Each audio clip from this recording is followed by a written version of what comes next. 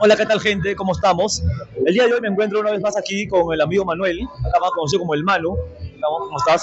Y vamos a conversar sobre un nuevo cuento que hemos leído de este genial autor ruso, Fyodor Dostoyevsky. El cuento se llama El sueño de un hombre ridículo. Y aquí tengo una copia justamente aquí impreso para poder leerlo, para poder comentarlo. Lo primero voy a hacer una breve reseña sobre de qué trata la historia y después aquí con Manuel vamos a debatir y le voy a preguntar también a él unas cosas porque él es un poco más especialista este autor ruso. La historia comienza con un personaje anónimo que desde el inicio nos dice que es un hombre totalmente ridículo. Dice que desde muy niño él se sentía un personaje ridículo, que todos se burlaban de él y cuando entró a la universidad incluso se seguía sintiendo ridículo.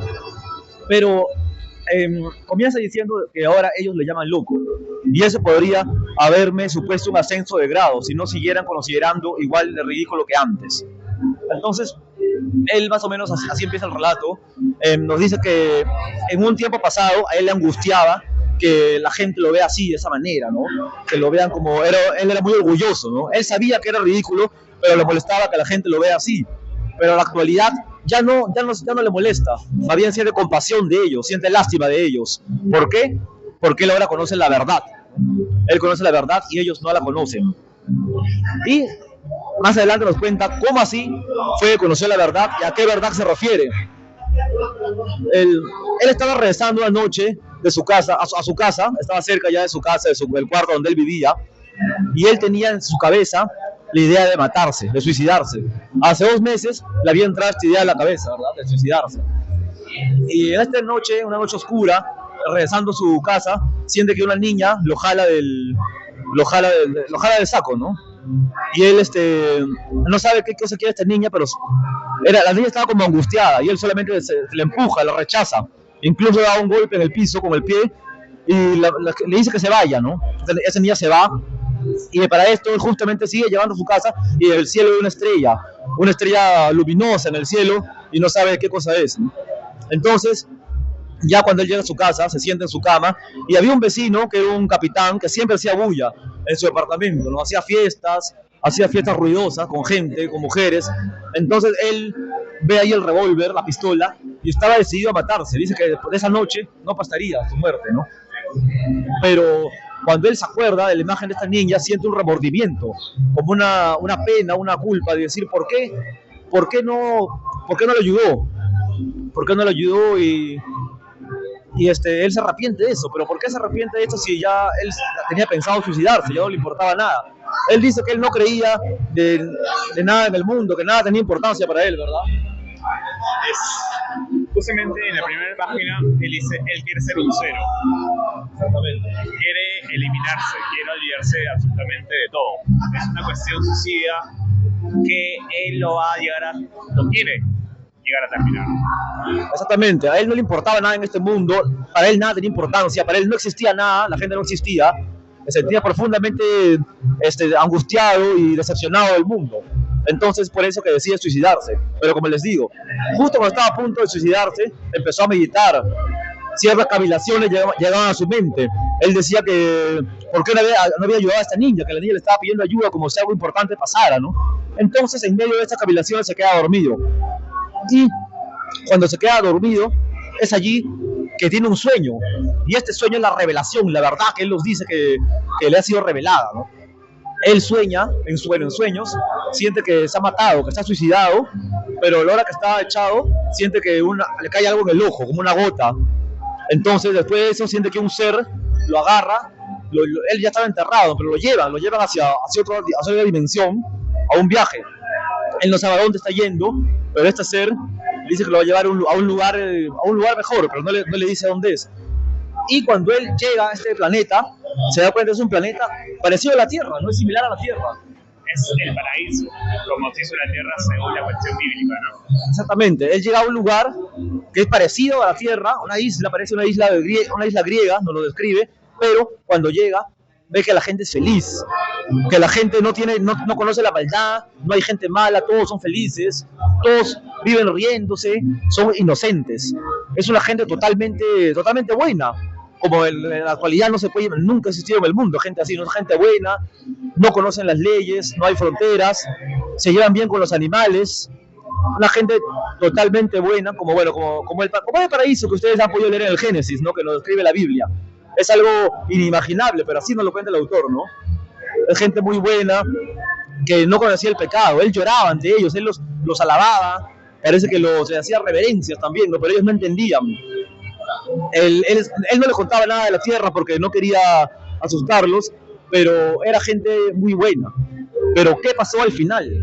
Al final él nos dice que él fue el que los pervirtió a ellos, él les enseñó la mentira, el pecado del hombre, y a partir de ese momento ellos entraron en una decadencia, ¿no?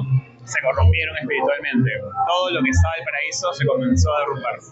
Exactamente, o sea, aparte del sueño que él tuvo, ¿no? Esta revelación, bueno, yo la primera vez que leí el cuento, yo pensaba que iba a terminar así, ¿no? Que él se iba a levantar, iba a decir que había tenido un sueño, o iba a regresar a la tierra de repente, pero no imaginé ni por aquí que él iba a corromper a estos seres, ¿no? Estos seres espirituales, unos seres buenos, ¿no? Y ahí aprendieron a mentir, la mentira, el robo, ocurrió el primer homicidio, empezaron a matarse entre ellos, el odio, los celos, todos esos sentimientos que actualmente gobiernan al hombre, empezaron en ese lugar, que antes era totalmente un lugar de paz, un lugar de gente buena, de gente que no conocía el pecado, ¿verdad? Exactamente, como lo dices. Entonces, finalmente, él dice que él se despertó en ese momento, o sea, él había malogrado, por así decirlo, a esas personas que eran buenas, les había hecho pecar. Él incluso les dijo, si quieren crucifíquenme, si quieren mátenme, ¿no? Porque yo sé que he actuado mal, pero ellos lo tomaban por loco y no le hacían caso, le decían, esto es lo que hemos buscado nosotros y así estamos bien. Finalmente, él se despierta y al conocer la verdad, se le olvida la idea del suicidio, o sea, ya no quiere suicidarse, empieza una nueva vida y dice que él empieza a predicar. O sea, a mí me sorprendió también esta parte, ¿no? Me parece que es un cuento un poco religioso, ¿no? Dostoyevsky creía en Dios, por lo que vemos, ¿no? En un ser superior, y dice que él a partir de ese momento se volvió la persona que se le olvidó totalmente la idea del suicidio y empezó a predicar lo que él había visto, aunque sus amigos no le creían y lo tomaban por loco. En la parte final del relato hay una parte muy importante que dice, el sueño, ¿qué es el sueño? ¿Acaso esos de sabios y están tan orgullosos? El sueño, ¿acaso nuestra vida no es un sueño? Ya lo decía Calderón de la Barca, no, la vida es sueño. Diré algo más, que sea cierto que nunca se cumpla y que no exista nuestro paraíso. Eso ya lo entendí yo, pero a pesar de todo predicaré. Él empezó a predicar esa palabra y también hay una frase que está en la Biblia y que él nos la transmite acá también, dice que no obstante sería tan sencillo, en un día, en tan solo una hora, todo podría hacerse realidad. Lo más importante es que ames a tus semejantes como a ti mismo. Y eso es lo fundamental. Creo que no se necesita nada más. Al instante encontrarías cómo ordenar tu existencia. Además, solo se trata de una verdad antiquísima, leída y repetida billones de veces, pero que no terminó de arraigar. Porque la conciencia de la vida está por encima de la vida misma. El conocimiento de las leyes de la felicidad excede la propia felicidad. Contra eso es contra lo que hay que luchar. Y yo lo haré. Si todos lo desearan, las cosas cambiarían al instante. Por fin encontré aquella pequeña y seguiré adelante, seguiré. Bueno, aquí termina el relato, Manuel.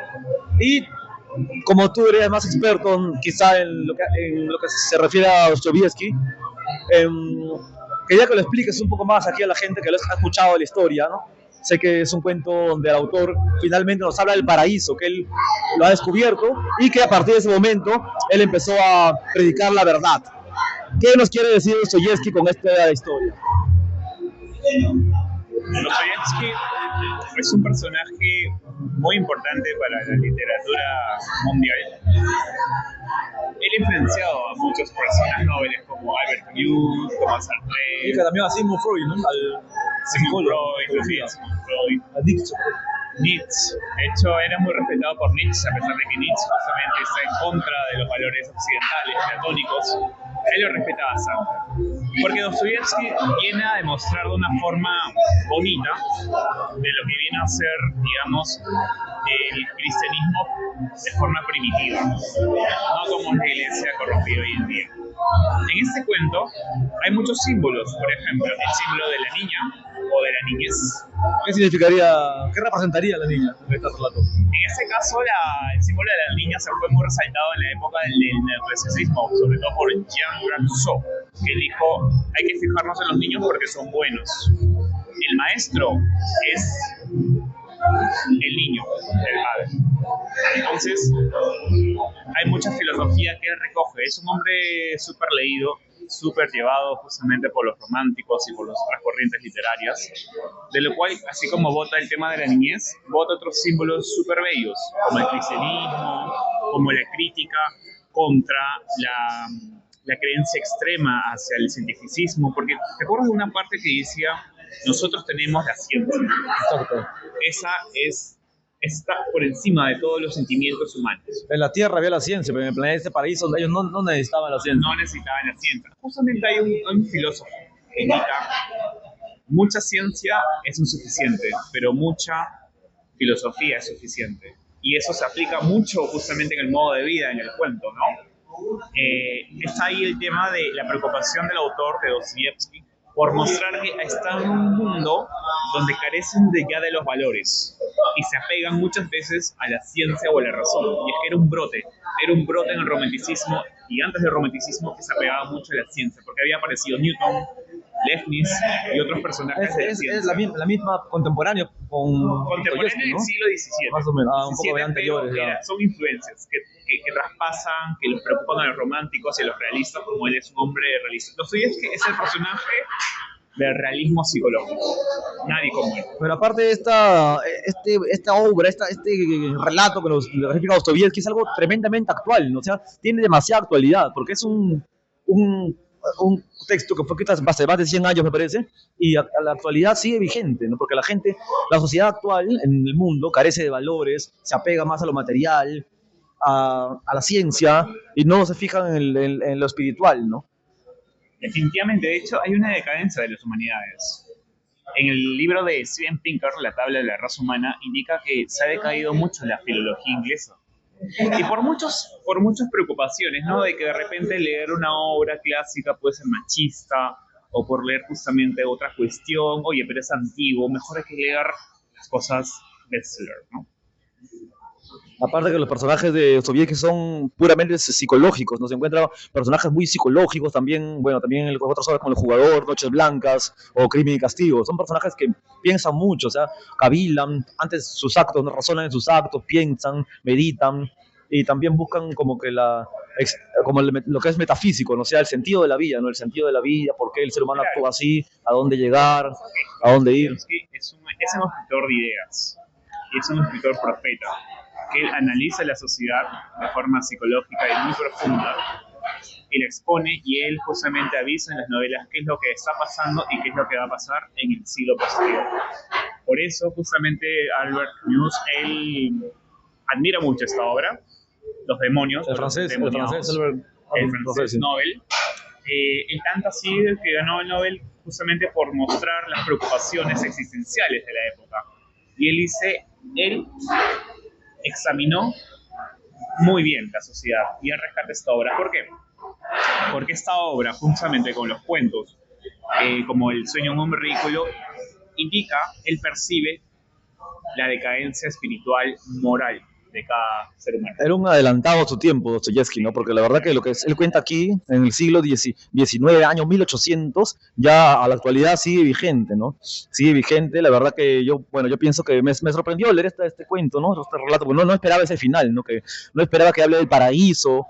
Yo no sabía que Dostoyevsky era, porque bueno, algunos escritores son ateos, son agnósticos, no creen en la religión, no creen en Dios, ¿no? Es un poco fuera de lo común que un escritor te hable de Dios, no te hable de la Biblia, ¿no? Pero Dostoyevsky nos cuenta, más allá de eso, es algo espiritual, es algo que el hombre necesita conocer, ¿no? Entonces, es una crítica, lo veo, a la sociedad de ese momento, ¿no? Cómo actúan, carente de valores y todo eso. Es muy interesante sí, este relato. Definitivamente, la crítica justamente porque está en la época del siglo XIX en Rusia, del realismo, y esas personas se encargan de criticar, así como Maupassant, ¿no? De Chekhov también. O sea, son personas críticas. No critican a la sociedad, pero acá ya él va un poco más, él entra al tema espiritual, el tema religioso. Hacia el alma humana. Claro, y Dostoyevski, justamente como decías, es un personaje preocupado, perdón, porque de alguna forma cada vez sufre transformaciones espirituales muy fuertes. El hombre fue sufrido, fue epiléptico, fue un vicioso. Estuvo preso, estuvo desterrado en Siberia. Por sus ideas. Y ojo, estuvieron a punto de matarlo. O sea, él estaba condenado al fusilamiento, ¿no? Estaba condenado a muerte. Y eso, o sea, imagínate el terror, sentir que te van a matar, te van a condenar a muerte. Entonces él estaba condenado al pelotón de fusilamiento, pero a último momento se salvó, ¿no? A última hora le revivieron la pena y cambiaron esa muerte por un destierro a Siberia, ¿no? Creo que un trabajo forzado, un destierro. Sí, de hecho, ahí tiene justamente La Casa de los Muertos, es una obra, es una novela corta, es una novela pequeña, donde él indica las cosas que hacían con los presos. Luego de terminar esta obra trágica, las personas de Rusia, los encargados, se encargaron de mejorar las condiciones de los presos. ¿Cómo se llama esta obra que mencionas? Memoria de la Casa de los Muertos. Ahí él cuenta, pero él cuenta su experiencia real. Claro, porque él conversa con los presos, que bien pueden ser malos, muy malos, y también buenos en esos presos. Sí, claro, exacto. Bueno, creo que vamos a hacer unas conclusiones, ¿no? Una pequeña conclusión ya para concluir este debate, esta reseña, este comentario. Más que todo hemos analizado también por qué Dostoyevski escribe esto, qué nos quiere decir con esto. Sabemos que es un mundo, o sea, existe ese paraíso, bueno, existía en la mente de Dostoyevski, porque el mundo no puede terminar así, o sea, ¿no? La tierra no puede ser solamente esa tierra y acá se acaba todo, debe haber algo más, creo yo. Entonces, escucho tu conclusión del relato, Manu. Dostoyevski hace de la literatura todo un proyecto ético de preocupaciones espirituales de su época, que nos va a servir justamente para tomar el siglo XX y también el presente siglo. Dostoyevski, con sus obras más poderosas, como lo son Los Endemoniados, El sueño de un hombre ridículo, Crimen y castigo, El jugador, Los Karamazov, El jugador también, de hecho, él dice... Noches Blancas. Noches Blancas también. Justo lo estaba leyendo hoy día, Noches Blancas. Él indica, hay que mostrar la realidad tal y como es, y el hombre nihilista que tiene sentido nada de la vida, justamente como personaje del cuento, puede tener opciones para redimirse, y lo tiene a través de la compasión. La clave aquí está la compasión, la pena. Y la frase final, ¿no? Amar a tu prójimo como a ti mismo. Y voy a predicar justamente, y es curioso porque me puse a pensar justamente ayer con el club de Jimena, Elías Sado, como que me estaba pensando más a pensar de que él ya en este cuento te dice qué es lo que va a hacer en su obra Los Hermanos Karamazov. Va a armar la más bonita obra trágica para decirte cuán valiosa es la vida. Los personajes inventan, crean, filosofan, en cada página no termina un monólogo. Entonces claro, hay una batalla de argumentos. Recordemos que este cuento fue escrito, creo que 3 años antes o 2 años antes de Los Hermanos Karamazov, que fue su última novela. Es bien tardío este cuento. De hecho, recordarles en conclusión que es muy importante leer a su autor porque ya tiene va a cumplir 203 años. ¿Cuál? Dostoyevski nació en 1800. El autor, sí, claro. La independencia del Perú. Imagínate. Buen dato, Manu. Sí. Bueno, entonces, esta es la conclusión que hemos llegado. Y anunciar que la próxima novela que vamos a comentar y debatir será Noches Blancas, de este mismo autor, la historia de un soñador que se encontraba muy angustiado, pero no esperó encontrar a una mujer y vivir una aventura que le cambie la vida. Así es, de acuerdo, vamos a comentarlo y bueno, les pidamos que sigan el canal de mi compañero Juan Pablo, yo también justamente vamos a subirlo de mi canal y genial. Esto ha sido todo hasta hoy, ya nos veremos en una próxima ocasión, muchachos. Gracias, hasta la próxima. Chévere.